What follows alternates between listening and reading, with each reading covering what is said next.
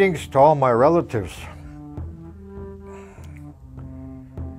My name is White Thunderbird Man.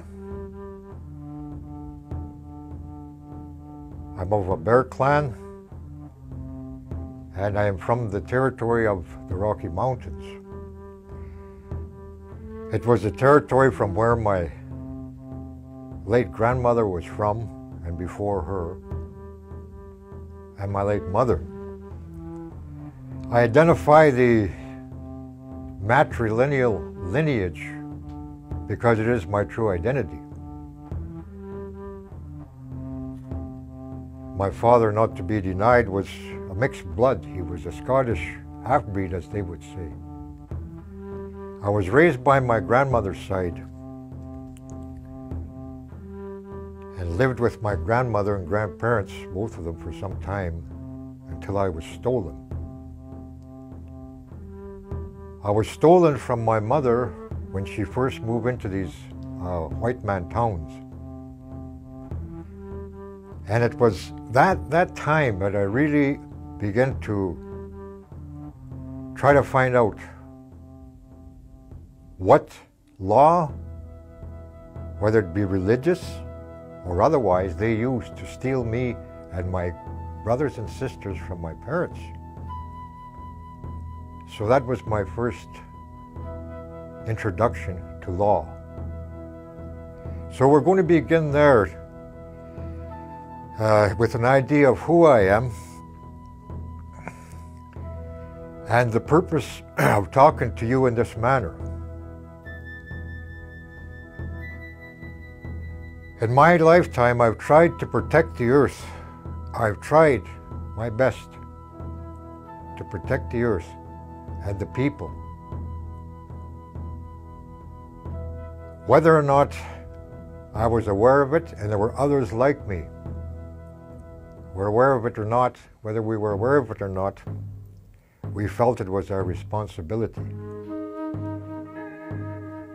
When I grew up and met others who believed as I did, a lot of us were labeled as Indian outlaws, which I feel so good to have been, because it just simply meant we were outside the white man's law, the one that was used to steal them from their parents as well. So when I come home after many years of trying to help people regain their lands and to be able to protect them, I learned much from so many of the nations all over North America. I've been fortunate to go to Brazil and meet with tribal people there who are being exterminated as I speak.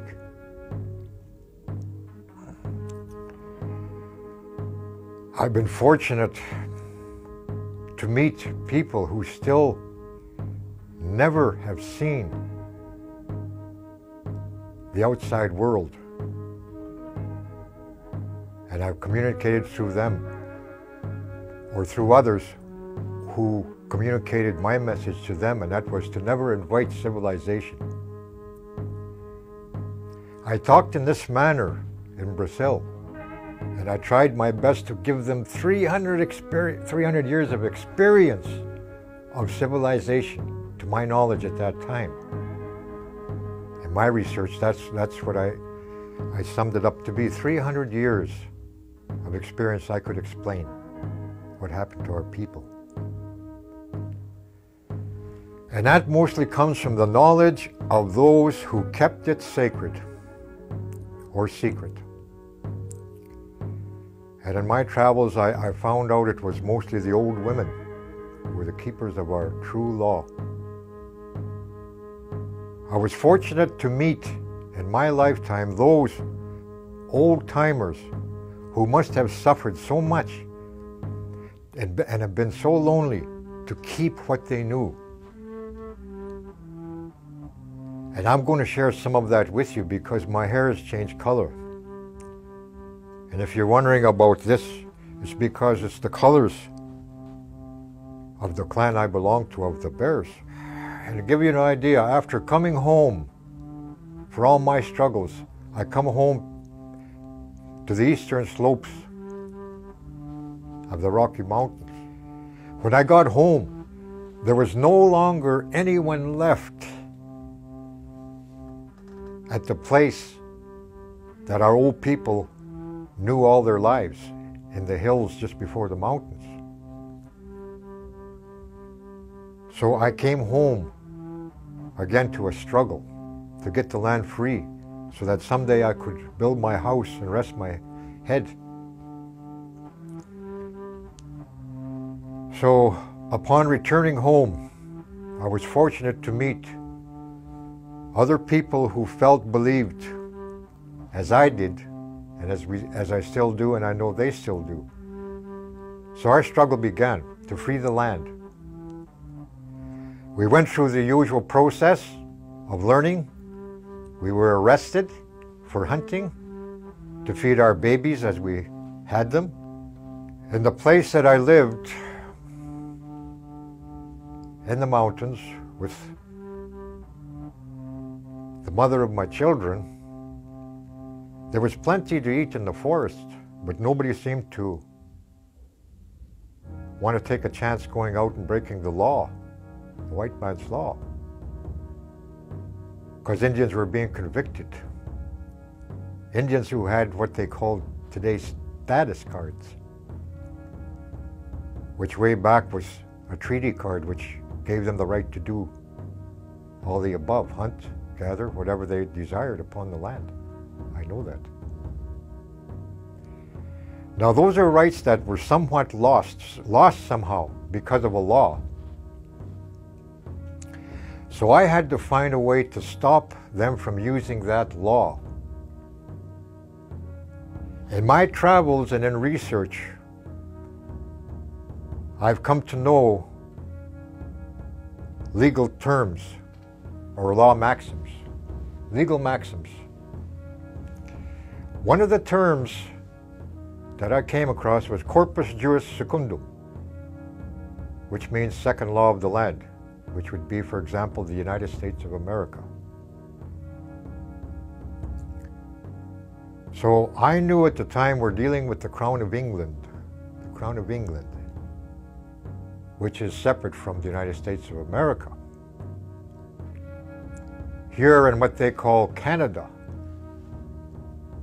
everyone was under the law of the Crown. Up until 1947, everybody was referred to as a British subject, an Indian, or an inhabitant. 3 classifications according to international law. Indians at that time still lived the way we were trying to live upon being arrested. So we had to look seriously at what they were doing to destroy our way of life. To use a law to do it, this is what we had to know, that law. So we sought help from others who became allies and then became family. There is a process. And we began to have a look at this other level of law. I knew for the longest time that there was a first law of the land, but never been able to define it, but always curious. I was instructed to go to the east, where I would find what it is that I needed to know to free the land. For a good 20-some years, the quest was very, very hard. And I knew what I asked for along the way from old-timers, old men and old women, and I know they helped me to get there. So the quest wasn't any easier, but I knew I would make it. And I knew when I went east that this was the time. And upon arriving there, we went to meet with late Meredith Quinn. At that time, he was alive and well in 1994. I knew nothing of Meredith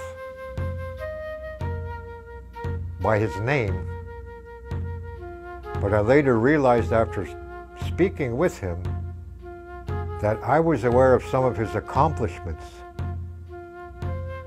and was always curious. For example, how he arrested a judge, and he never was a lawyer. He was a legal Indian. So this is where it began. The term law and how we use it. He began to introduce us to a concept in law which he found in his travels in what he called the world of the white man, when he was on his quest, sent out by his grandmother. And he explains it this way, the law of the white man. He said, it is a science that supersedes the truth, that is perpetuated by suspicion, that makes it impossible for two honest people to sit down in a court of law and settle their differences, because one has got to be guilty.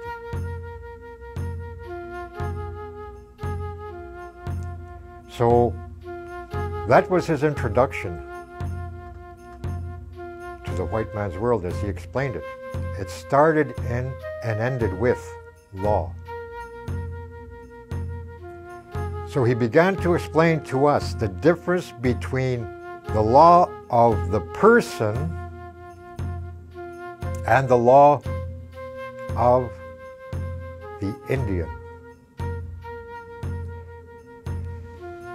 When I say Indian, a lot of people today get very disturbed, and it is not to offend you, because the term is so accurate in describing our ancestors and also who we are today. Now, to go back to the law of the person. The law of the person derives from the right of discovery, which derives from the law of the primitive. The law of the Indian comes from, and many anthropologists know what I'm saying here now, and so does the ruling class elite of this world know what I'm saying now. The law of the Indian comes from the Great Mystery. In references to the law of the past, it was referred to as the ancient law of those who were tribal or of the tribe. That's the law where you get the law of the Indian as well as other tribals who may still be in this world, whether it be Africa or wherever, whatever continent. Now, there is a term used besides Indian, which goes farther back. Now, the term, although it be in English, can best be explained by going back to the past. The Indian, way back, was, as far as even anthropologists have tracked, the Indian goes back several ice ages. They don't know how many. For example, our tribal sciences, after you study them, under a tribal scholar will explain that. Ours goes back 5 ice ages. Now, so the law of the Indian goes back to the ancients, the tribals, through time. Now it is recorded in various books throughout time where our law came from. Because part of our law, as I've come to know it, is that we were to keep record, and it was the responsibility of those who ruled us in the tribal government, and that was the women. So through time, the first record of our people as ancients, there is a book sitting in the British Museum of Archaeology Finds, London, England. And I believe it's 4 leather parchments. It's written in the language of the Indian here, the written language, and it's also written in Hebrew. Now, it is 2,000 years older than what is referred to as the Septuagint, which is supposed to be the oldest Bible in the world. Well, this one is 2,000 years older. And the term it uses is quite interesting because it also comes from Hebrew. The term used to describe the Creator in the old book is understood to be interpreted to mean that Creator is feminine. I don't mean to offend anyone, but the truth of all of it is found in that old book. And the book that was removed is that exact authority right which I just explained. And the reference to the woman in the old book is daughters of the Great Spirit. And from that book and the first introduction and chapters of it, it says that the Great Spirit considered the women of the clans as his daughters. And they're referenced in the old book as angels, or pure light. Now, that didn't come forward. It was removed in the 1500s from the old Bible that carried it, which was printed in 451 AD and distributed throughout the world. It contained daughters of the Great Spirit. And it instructed tribals when to sit in council and to keep the earth in balance with the rest of creation, which was our responsibility as guardians of the earth. It's in the old book of law, the oldest book of law. Now, I will explain again that the law that we go by when presented, or if you're allowed to present it, it supersedes the law of the primitive or the white race. Now let me explain what I mean by white race. White race is simply a choice of people way back in Europe, and I studied, and I can provide all references, which I believe we will do separately on this presentation. But the white race were a people who chose no longer to be of the tribe in Europe. That's the difference. One continued on to be of the tribe. The other decided to be of the race. The people of the race began to accept the new interpretation of the old book of law. And I can guarantee you today, and I will present the references, that all religions in this world are controlled. They're controlled. Even religions that are referred to as being Indian in this part of the world.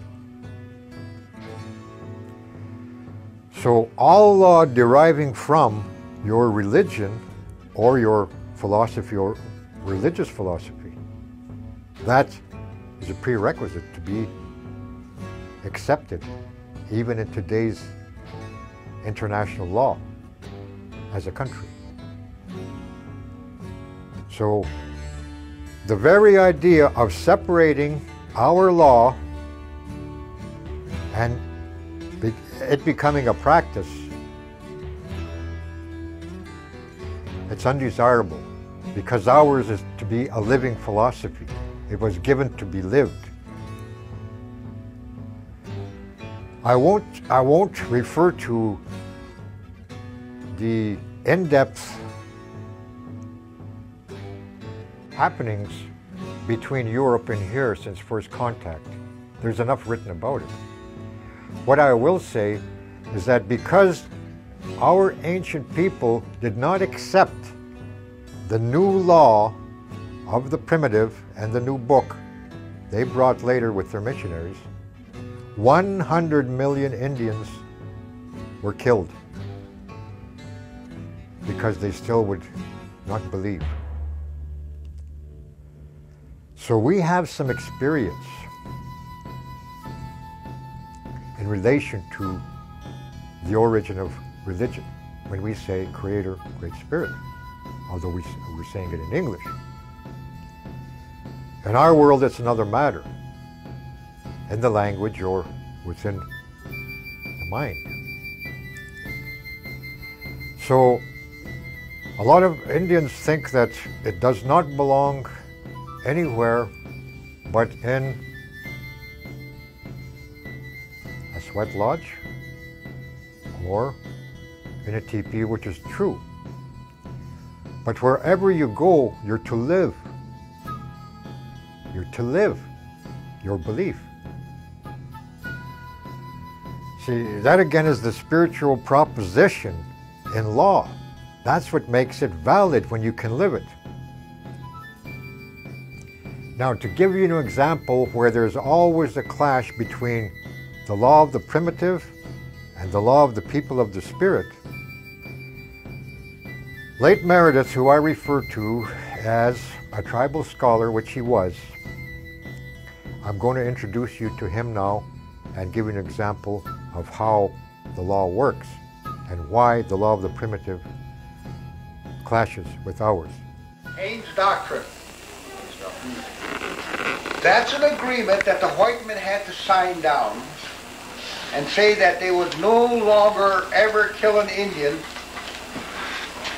cut him up, make steaks out of him, have the Jewish rabbi bless it, and sell it in the meat market.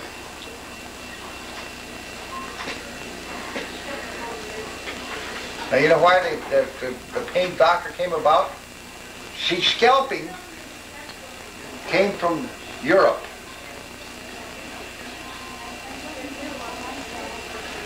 And so they used to scale, you know, like scalping Indians out here was big business. Even among the millionaires are prejudiced against one another because of two groups.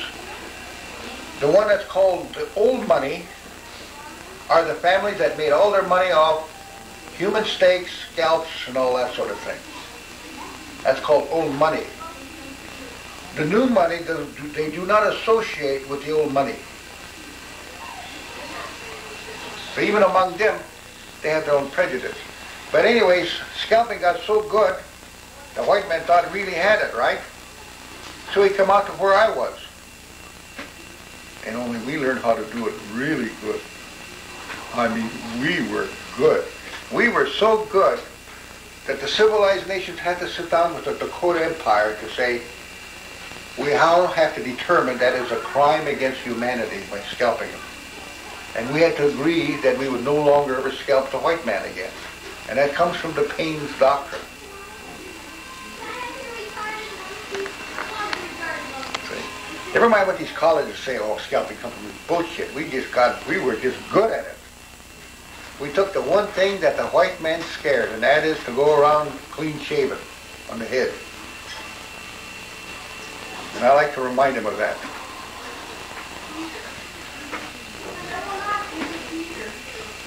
Okay, so cannibalism.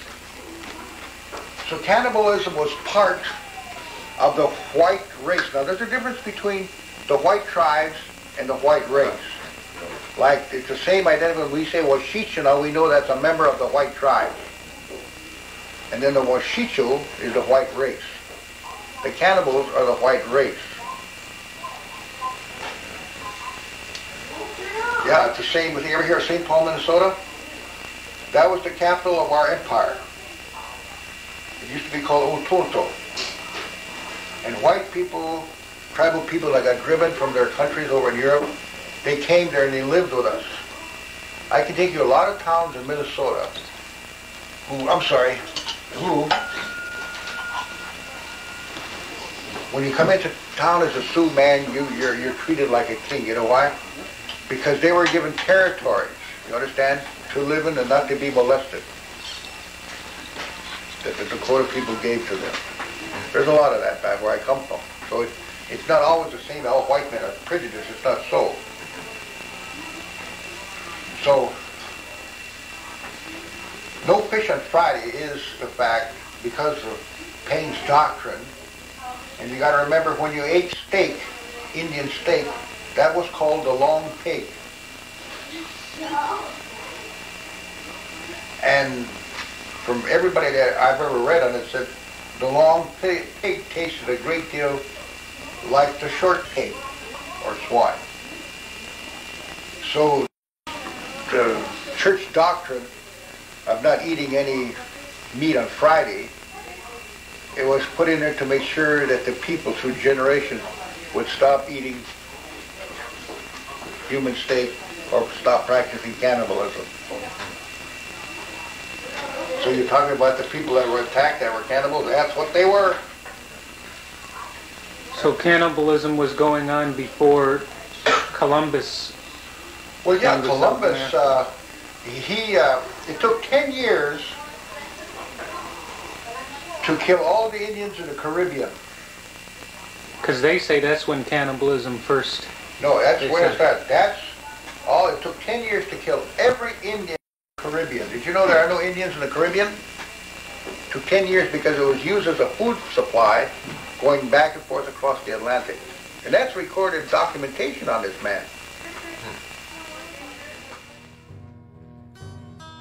After meeting with Meredith, the late Meredith Quinn, he taught us that the old religion, when lived, can only be identified to the white man, really, by explaining the law that was used to outlaw that religion, which was done.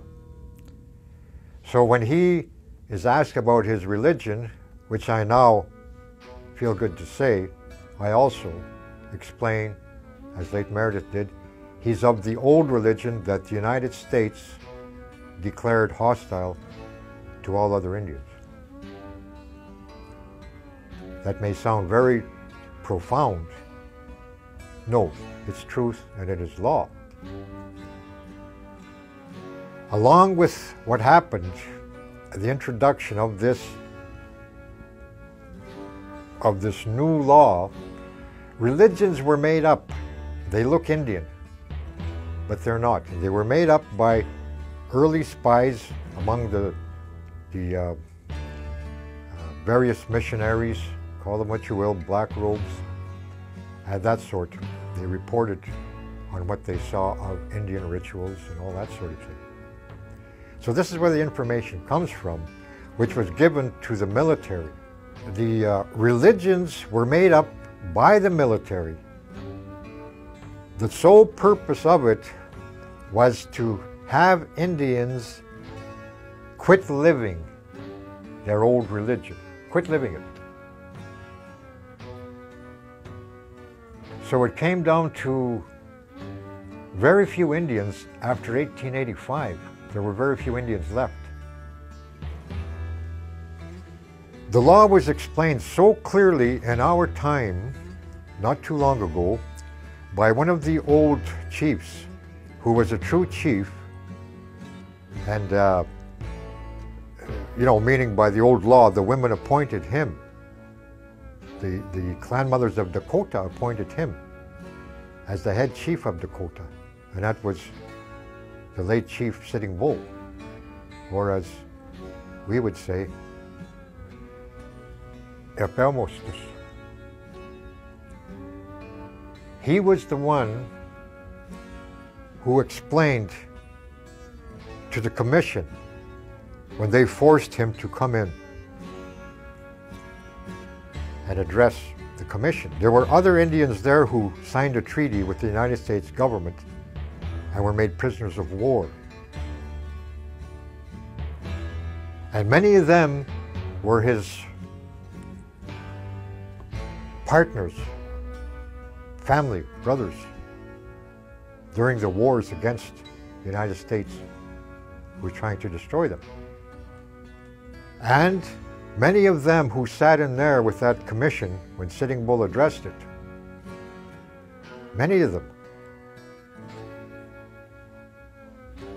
signed that treaty, yet it was the United States that was to sign a treaty dictated by Dakota, which they refused when they were defeated by Dakota on 3 occasions. So the United States still owes that treaty. Now, in all of this, Sitting Bull explained in a few words when the commission said and referred to Indians. They tried to explain he's no different than any other Indians at that agency, which was not true. He never signed treaty, he never surrendered anything. So his statement was very profound. He said, and interpreted, of course, he spoke only pure Dakota. He didn't speak Sioux, he spoke Dakota. He said, they responded, Indians? What Indians? I'm the last. So even today, people are probably astounded and thinking it's so profound a thing to say. Perhaps so. But having a look at what Dakota did to defend all territories, it cost them dearly through time, as it did many of the tribes, to try and protect the people by our law. Now, so sitting with late Meredith was such an honor, it's beyond even mentioning honor, because he wasn't in it to be slapped on the back or to be given a prize. He did it because it was his responsibility to try and free the people. When I met with him and we communicated, I knew right away that this is exactly what I asked the old people who used to put me out and suffer me harshly. When I asked them for a way to free the people, find a way. I knew that was it, sitting with him. He also instructed that there is a law that is used to keep the Indian today in their place on the reserves.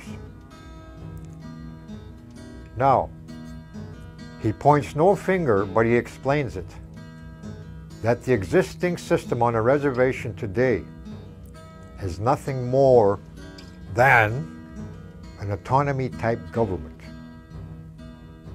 Autonomous comes from Greek autonomos, meaning self-rule or self-law, but you're under the supreme sovereign of another country. It also comes down to being a charter, so it's a charter type government, and its only function is to serve the government in this country, Canada, and in the South, United States, and is designed to eventually destroy the Indian and break down the law of their treaty. That was the purpose of it. There is a case in the state of Washington that was blacked out by a court order from the state governor, but of course Indians talk about it as I'm talking to you about it. It came to light for me later on in my years in the movement on the West Coast. Have you ever been in an incident where you could arrest a judge? As much as subpoena the judge, but I arrested the judge. I arrested the judge off his bench. Have you ever heard of the Tacoma, Washington, what they call the 57, Tacoma 57? I've heard of it. There were 57 Indians that were fishing salmon in the Pasquale, what is it, the river in Tacoma? Yellow. Huh? Yellow. Okay. And they arrested him. Charged him with all kinds of crimes. These guys were going to be gone 15, 20 years. I remember that was Hank Adams. That's right. So they called me up to do it, you know, and so I said, well, shit. You know what I mean? These guys got autonomy governments. They give allegiance to these state governments that they call Indian governments. Shit, I'm whipped. And you gotta remember, I seen some of the films on it. It looked like a war zone. Have you ever seen some of those films? Jesus. So the only thing I looked at, I did a title search on the city of Tacoma. So I went and did a title search on the city of Tacoma, and I found that the deed for Tacoma was not a legal document. It had not been signed over by any group of Indians. It had never been terminated by an act of Congress. So I went to the court and I told them that, and I showed them the documentation, and I said, I arrest you for terrorizing, oppressing Indians. And he came right up. Come here. He stepped down off the bench. Yeah. He knew. The white man knows his law. Don't kid yourself. He knows it backwards and forwards, in and out. Don't ever underestimate him. Did you prosecute him after the arrest? Huh? Did you prosecute him after the arrest? No. They were gone. They went free. Just went out the door. And they could fish from this river right running through Tacoma. So I just explained to you the source of their law. We can go into all the differences as why it's enforced or why it should be enforced, but the truth of it is, it doesn't belong here. We are now in times that are very troubling for many people of the world. And many people are worried about their children's future, or if there is a future. In my travels, as in the life of Meredith, who often comes to my mind when I travel, what he learned from many of the people of the world, many of them know that this is now time to change worlds, just as it's happened before. So it is the law that you go by that will determine your children's future. And there's no buying a membership in this one. In his lifetime, what he said was he saw the implementation of programs on the part of the United States government, and of course here in Canada, because they're very much the same, similar, that are designed to destroy the Indian. They're designed to destroy the Indian. He showed us programs that even contribute to the suicide of young Indian people. I can say, after looking at the information he provided, that I was somewhat a victim of that process that he explained. And it actually is mind control. It simply is mind control. And we had a very serious distaste for the destruction of the clear cutting, which was farther east of us, for the death of the caribou herd there, to highway traffic. And the people were told in that area, also by the keepers of their creation stories, whether they be recent or not, they were told of a highway coming through there. And it wasn't described as other than a highway. So it was foreseen by one of their old people. So they've lived it in their time. So I had to have a serious look at the law that I was given to carry on. So when I really studied it in depth, I realized this is, if lived, the way to free our people, is to become legally who we were given to be. So after discussing it with those of us who agreed, and it was our personal choice to become part of a tribal government and become responsible and protect those mountains as we were given to do, we decided, those three of us, we did it. So there was a responsibility, according to international law, to serve notice, in actuality, to the world. To the world. To let them know that there are still tribal people left on this earth, and that we are serving notice that we will not, our law does not allow for any further destruction. And that the command sent from our territory to the Crown of England had been acknowledged by the representatives and by the Queen herself, Queen Elizabeth II. So we fulfilled our responsibility by learning the teachings from the old man who was sent to free Indians. So his responsibility is carried on the best that I can. And his responsibility again came from the woman's side. The authority was his grandmother. She was the one who passed it to him, the tribal knowledges. So that responsibility again goes back to the authority, right, which is the woman, his maternal grandmother, his mother's mother. He did a document about her. Her name was Streichard. Agnes Streichard, Dakota. Now, her mother was referred to as she who speaks once, and she was the head clan mother of Dakota, and she was the woman who appointed Sitting Bull as a chief for all Dakota. So this I do know. So upon receiving it from Meredith, he's already, in a white man's world, presented him his credentials and who he is from the authority right of the woman's side at the United Nations. In 1973, right after an incident many of you may know about or heard of, was the Wounded Knee confrontation. And it was in South Dakota, a place called Wounded Knee, where the Dakotas 1890 were slaughtered and they were buried. It was a standoff, armed standoff, which many of us gave our energies and whatever we could to, that our people would never be harmed.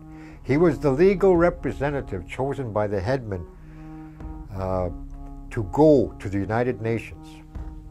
So he went as a representative and also as a descendant of signatory Indians, the authority right coming from the woman, his grandmother, who the United States know was descendant of Sitting Bull's people, a true sovereign.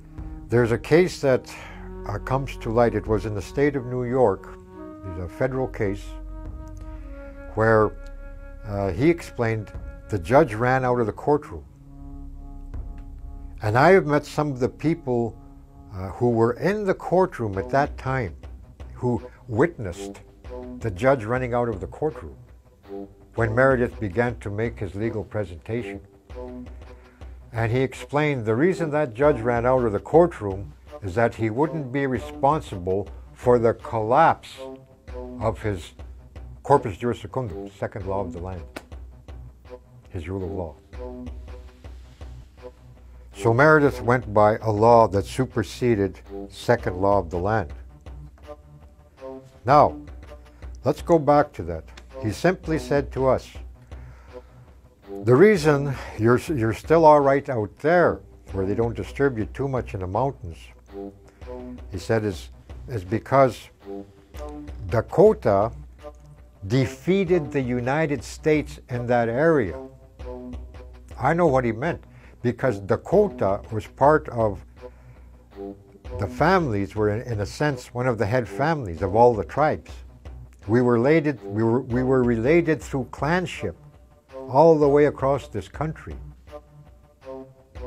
We were related through clanship. Now I'll stop here and I'll have to say that's the purpose of those who came with the right of discovery. They came to destroy us. And that's where this court system comes from today, that Meredith was continuously putting an end to. Now, so when we look at law, for me, it is so simple. I can think of how that was applied in 1800s, 1850, 1400s, earlier, and today. For the future of Indian people in this world today, being this 2007 Gregorian years, it is a time for Indians to wake up and become Indians.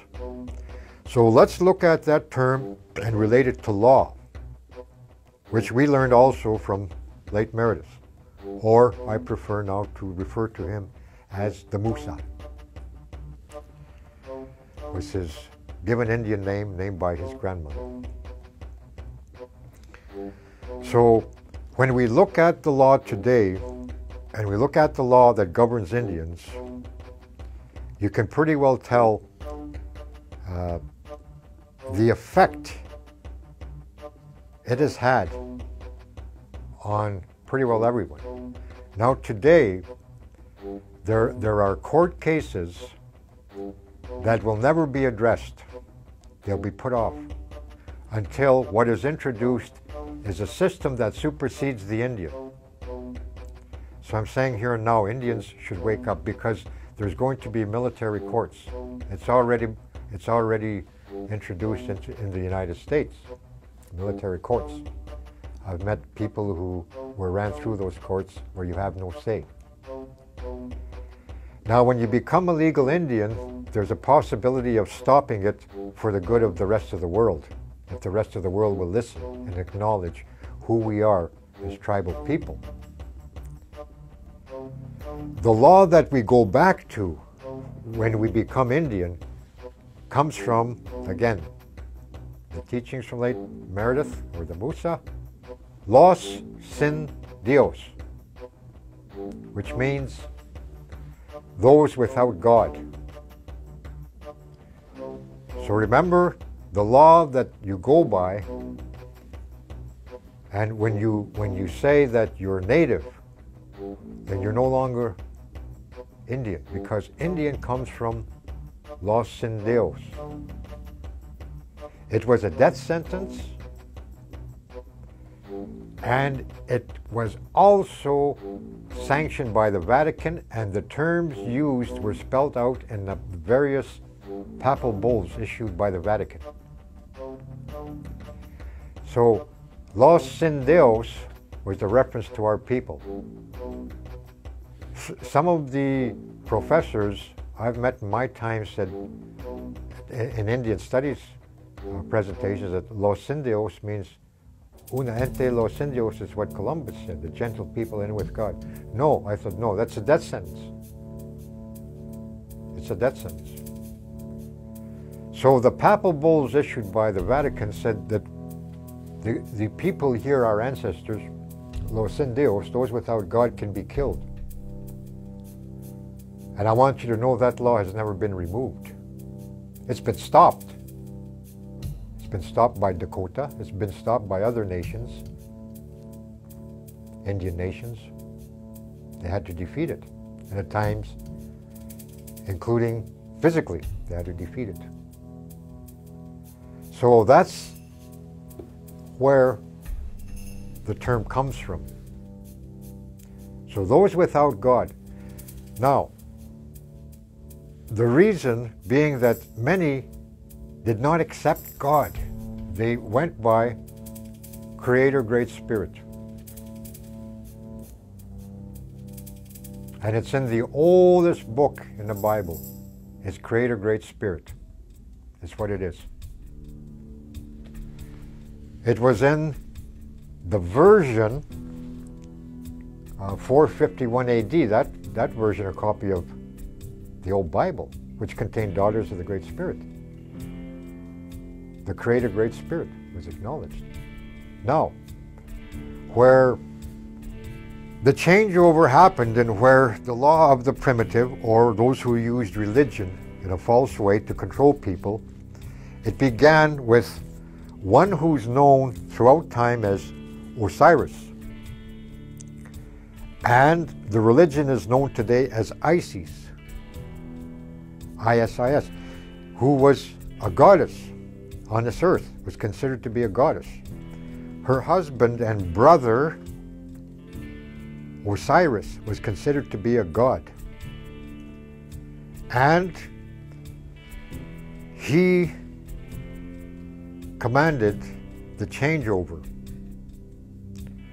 and introduced the new Lord God. And it was forbidden to ever associate with the people of time, or the serpent people, who were referred to all over the world as the ancients, who still went by Creator, Great Spirit. So that's where Lord God came from. Now, Ezra, who's responsible for writing the Septuagint, which sits in the British Museum of Archaeology Finds, London, England, right next to the old Indian Bible I told you of earlier. Now, Ezra wrote that version, and he changed already from the old command of Osiris, he changed Creator, Great Spirit to Jehovah. I believe Jehovah is the reference, and later on Jehovah. So there it is. So that's the beginning of some of these religions, which today I believe there's 5,000 religions claiming to have the true God. So when we look at the law, and when Meredith explains to a lot of the authorities who ask him about his religion, when he says, I'm from the old one that they declared hostile. The reason it was declared hostile is because if you look, and I'll give some references, the old law said that you were subject to the clan mothers of the territories upon this earth, or the angels. And it was only the women who had the power, and still do, to peace or making war or punishing any member of the tribe. So it also makes reference to the use of the forces of nature in the old book with the reference Creator, Great Spirit. The new one that was introduced, where they leave out the daughters and put in the new Lord God, or Jehovah, that's the beginning of the use of implements of war and destruction, police action, and mind control, which is not legal. Now, we're going to move up a little bit to some of the teachings, and I will also show you some of the documentation. And here's what explains how people of the world can be freed. But it takes your lifetime, as we mentioned earlier. And here it is. There are 6 Aboriginal treaties, 6. That is the foundation for all international law that every nation, civilized nation that is, must abide by.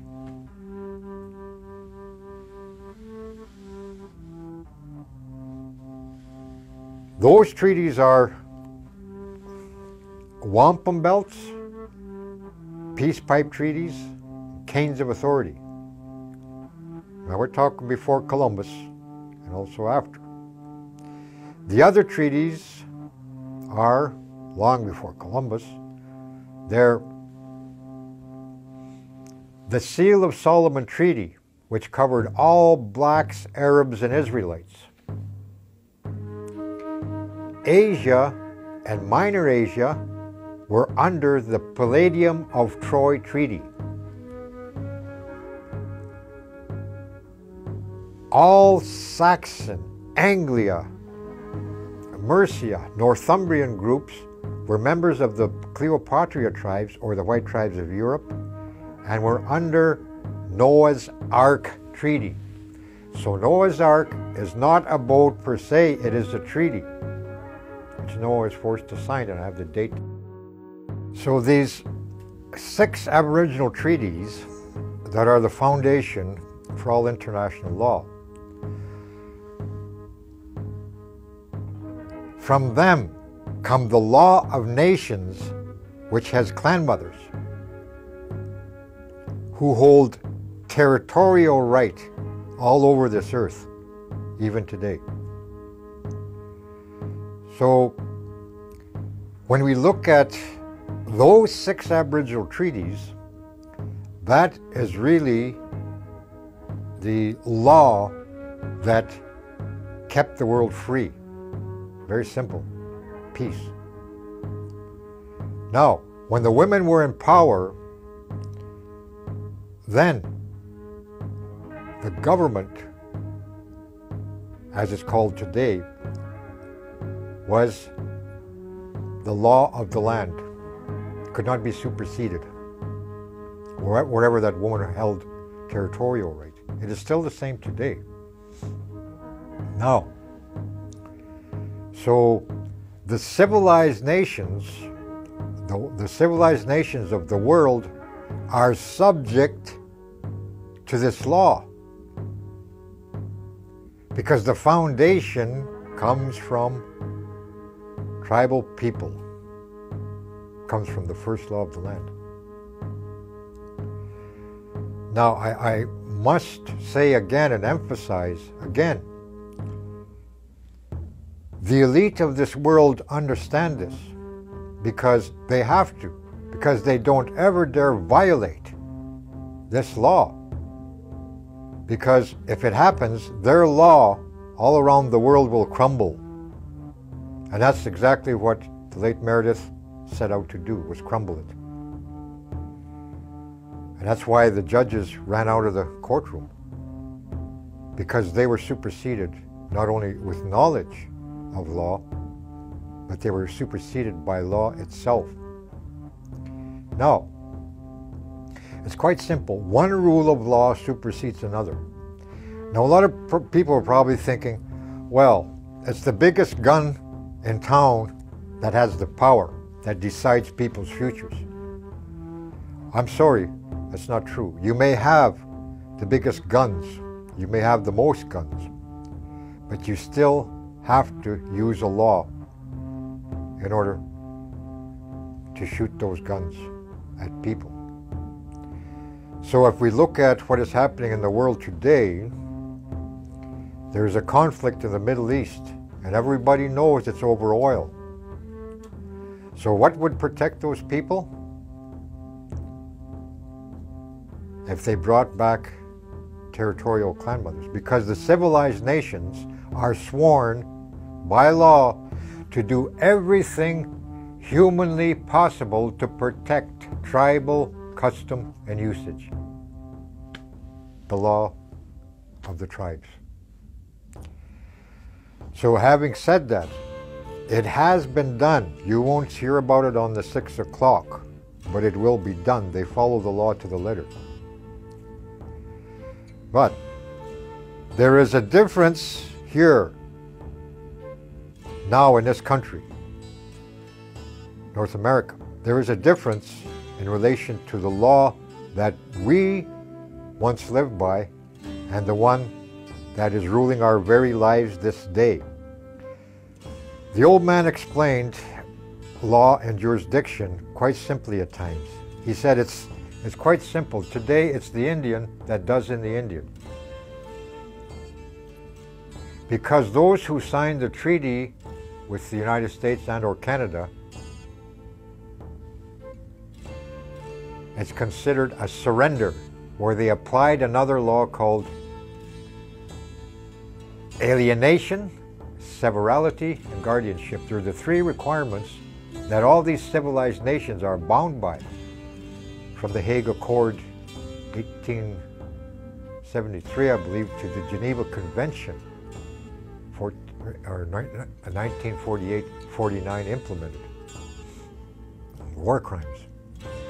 So all these civilized nations are bound. So tribal custom and usage, which is the supreme law of the land, is now reduced because of signing a treaty dictated by those who are of the law of the right of discovery and became second law of the land. Now, how did the United States become a legal country? That's pretty interesting.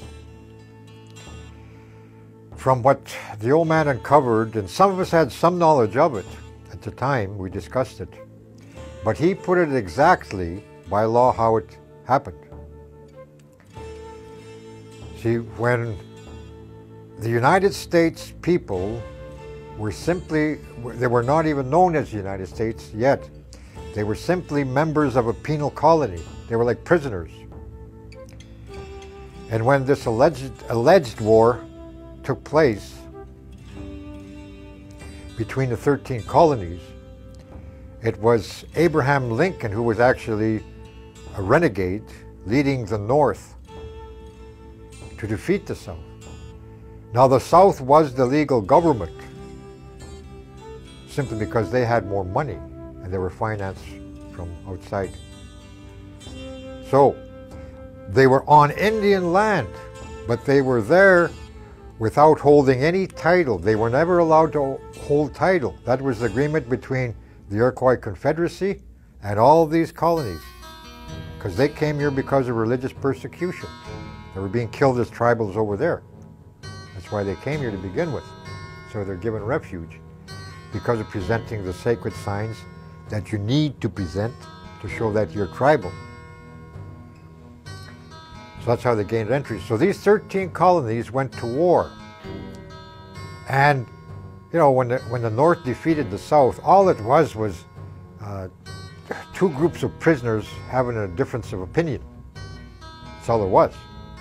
But the North made a Seneca Indian a general in their army by the name of Eli Parker.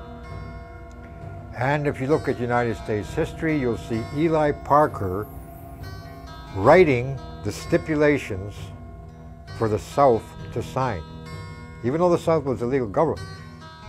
Now, this Indian was a signatory. Because of treaties before Columbus, he was acknowledged as a sovereign, because it's only sovereigns that can make treaties. The United States was not the United States at that time. It was 1865 when they came into existence as a legal entity. But their reference to sovereignty is in question. Now, corpus juris secundum means, and this is from United States court history, that the United States can never have royal bloodlines. And in their court history, they explain who the royalty is in this part of the world. Remember, this is a function of a country that isn't allowed to have royal bloodlines. So they explain those Indians, even the term they used, I believe, was aboriginals, who go by the ancient religion, where the women of the clan select or appoint the chiefs to speak on their behalf. It's to be understood that they are the kings and queens of this country, and their offspring are to be of the same bloodline. Now, I brought that up to make you people realize because of the clan system, your bloodline was important, and it was always the mother's side, because she was part of the original law, daughters of the Great Spirit, as all women were on this earth. So when we look at it today in relation to, like what we did in the mountains, was to serve notice to the Crown of Ink to show that the authority right is back. So even though they assumed jurisdiction there, they still had to have a clan mother over that territory, a white clan mother. So whoever she was, it's not important to us. The point is, we commanded the Queen and told her to let whoever owes title there, let them know, no longer. The women there hold title. So when the old man said law is simple, I seem to understand what he meant. There's maybe a lot involved, but it's quite simple. But simple things are hard. He says law is simple, but you guys take it somewhere it doesn't belong. And I realize what he meant. So the purpose for Indian people today should be not focusing on the concepts of this alien world in relation to secularization in thought, like the environment being separate from... No. We've got to bring back the tribal system. And it is in actuality a way of thinking, a way of being, you know. A lot of the genetics of Indian people are astounding. And what I know from tribal law, and if you follow the genetics, you can find children today that I wouldn't say that are super smart. They're spiritually attuned, and they are very intelligent children. Not all, because some of them are still governed by that mind control from the time you put them in schools, indoctrination mills, where that mind control works on some, others it doesn't. So when you take children and put them back in a place like we did with our children, where they never went to school, we served notice to the governments, both Alberta and the federal government of Canada, no jurisdiction, and here's why: because of the command to the Queen, the tribal government we put together, and the women ordering the territory to be free. Education, we identified, was dangerous for our children. So they were kept out. Province didn't bother because served notice to the Ralph Klein government. So they never bothered us. Now that is fine for the environment, if you will, or the territory we live in. We want to keep it that way. So the children must learn, firstly, about the rivers, about the animals, about all of it. So that was their first education. Their mother and I decided, and the other families decided, that came with us, that we were going to reintroduce, which has been done. Now, the concept of education, now here is one again that was very, very powerful, is the Indian education system. It was so powerful, again, back to law, those who were of the false law, right of discovery, through time, they put in place a law that outlawed the Indian educational system, because it was proven the Indian was above average intelligence of the white man after he learned English. So you can imagine, the Indian in his own world was super intelligent from childhood. So the tribal sciences that we talk about can be reintroduced, and it comes from the natural order. So when I look at the references and I look at the past of our ancestors, those who struggled gave their lives to protect this law that the generations through time would hopefully reinstate it to the world. I believe that time will happen, where the children today are held in trust by the state. Anywhere in this world, the children must be freed. Because by the old law, you know, some Indians talk about 7 generations. Well, this law and the tribal sciences, the knowledge of it, is to be passed on to the unborn, because it belongs to the unborn. So that's what perpetuated our concept of life or time. So for this time, we will introduce some documents, but that will suffice.